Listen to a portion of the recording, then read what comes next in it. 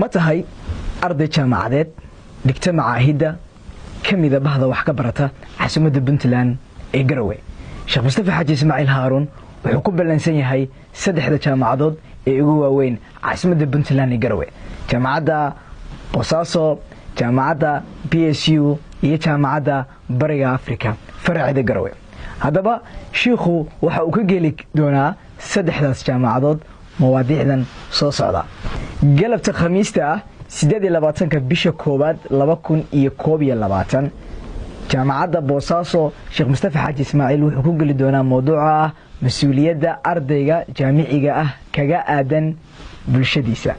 mowduuca labaad Sheekh Mustafa wuxuu ku geli doonaa ama uu ku leeyahay jaamacadda BSU Hallkeeda. ay cinwaankeena uu yahay muhiimadda ay leedahay qofka inuu diin leeyahay iyo baahida uu aadamigu qabo. 30 bisha koowaad galabka sabtida bacda al-casr, galabka axada bacda al-casr sheekhu wuxuu kulanka saddexaad ku yeelan doonaa jaamacadda Bariga Afrika Hallkeeda oo soo jeedin doono mas'uuliyadda aqoon-yahanka muslimka ah iyo doorkiisa faafinta islaamka.